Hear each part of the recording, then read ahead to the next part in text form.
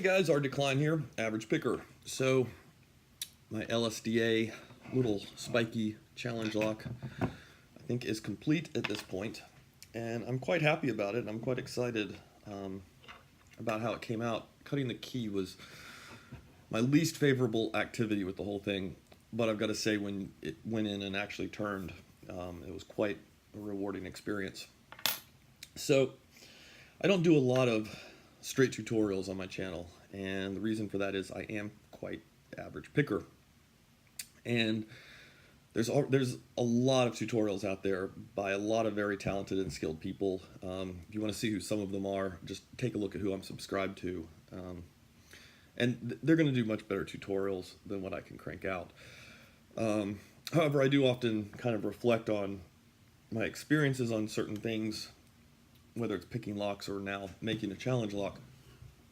I kind of go back and reflect on it after the fact, just to give you an idea of some things I learned, picked up, and things like that. One reason I want to document some of that is because I do think the better you get at something, the more you forget some of the little things that may be a hiccup, or that people just starting out may be interested in. So this video is kind of more angled towards you guys out there who are about to pull the trigger maybe on making a challenge lock and you just haven't quite done it yet. So I am quite happy overall with the lock, as I said. I did make some concessions, and there's some things I'm not happy about. One of the things I had to give up on was I was hoping to use those holes in the bottom to get in there and stabilize the core some. That turned out to be just kind of outside of what I was able to do. I wish the key worked a little better. It does go in, it does turn, and it does actually turn both ways, but the lock does have issues recentering for taking the key out. I mean, obviously it works, but it doesn't work as smoothly as I had really hoped it to be. And there's two potential reasons for that. One or two of the pins that are inside there, that even once I got the key pin issues sorted out and smoothed out, it's still just hanging up a little bit because of the way those pins are shaped. It's not allowing it to center. The other potential issue is this is actually not the original core to this lock. This is an LSDA core, unless I made some total blunder and stuck a wrong core in there. But the original core on this LSDA, I had really mucked it up. And so I had like 4 or 5 of these extras, and I swapped out with it. So that's a couple reasons why that could be happening. I wish I had done a little bit better job on the bitting, not on the actual, I guess, depths and everything itself. I mean, I'm happy with the pin work, but on the order that they're in the lock. However, in the end, because I had never cut a key before, what I decided to do was to err on the side of what I thought would be an easier key for me to make, as opposed to what would be a more challenging order to have the pins in. So I made a few concessions there. But yeah, let's talk for grab a few things here, and we will talk, and I will shed some insight on some things I picked up in doing this lock. So, okay, so if you're like me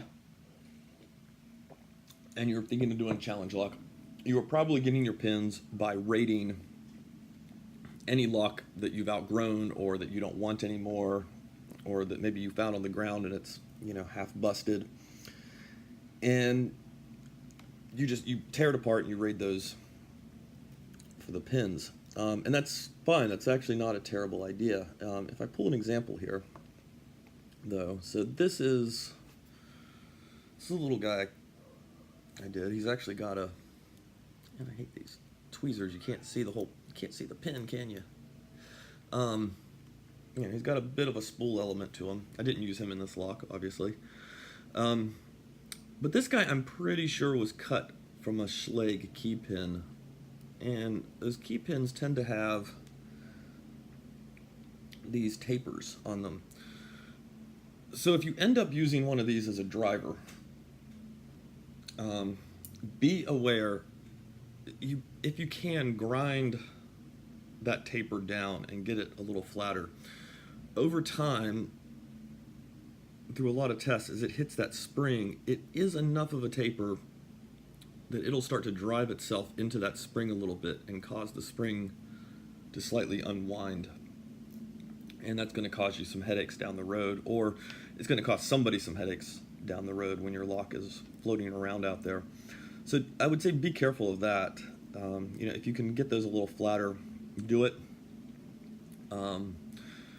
Or just when you're shaping them, keep that in mind, and think of that end as, the end that needs to be going into the shear line. I did not do that on a number of them. The other one, you can do a lot with, just some jewelry files and a Dremel.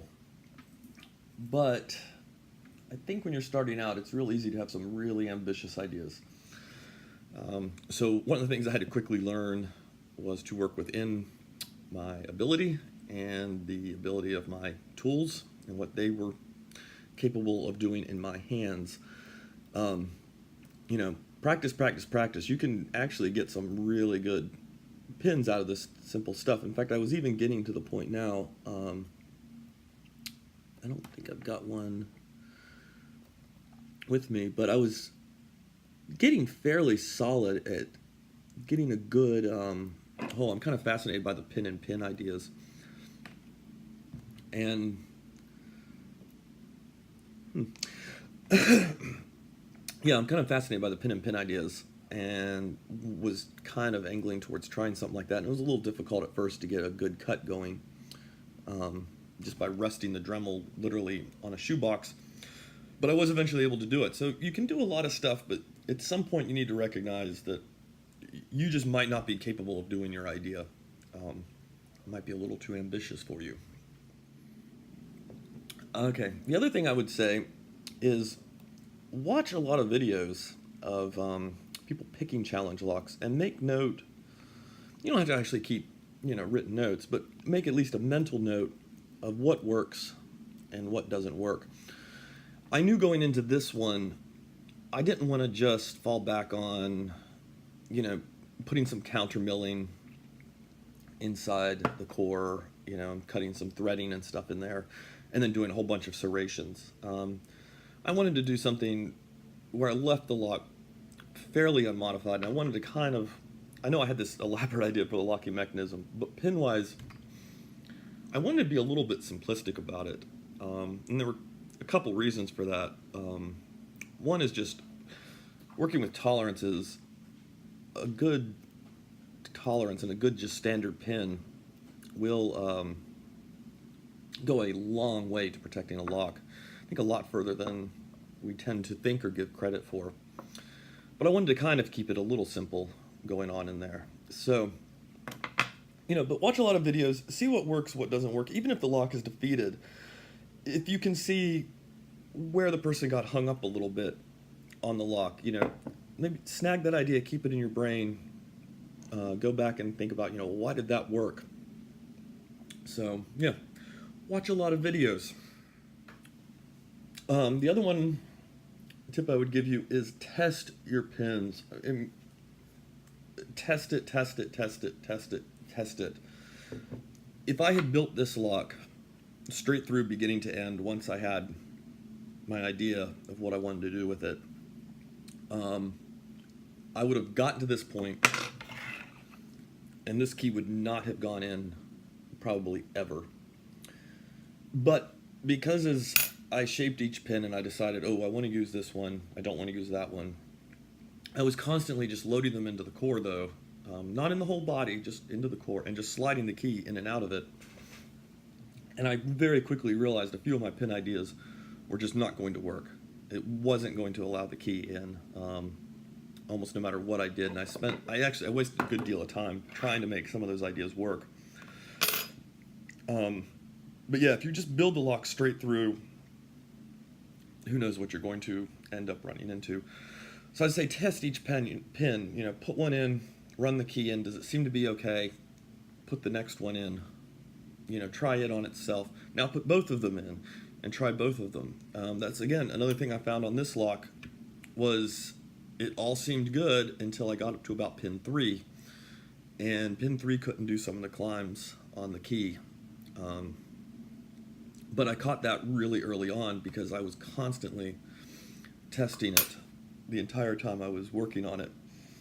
So I'd say be prepared to slide I was testing with a blank, but I'd say, be prepared to be sliding a key of some sort in and out of that lock a lot, and just try each pin at a time, and try each pin as you finalize them as well before you start trying to do the whole assembly.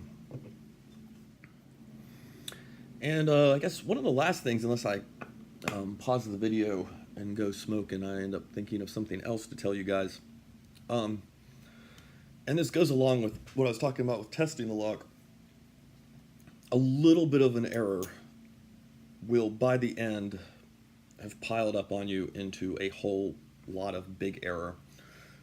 So, again, and some of this I was managed to circumnavigate because I had actually been testing each pin.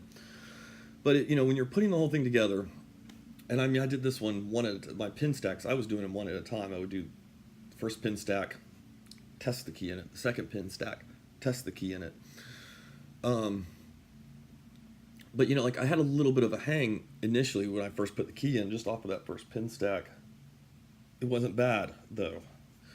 It was like, oh, that's fairly acceptable actually. But by the time I got, down to the 5th pin, I was making that concession for every single pin stack.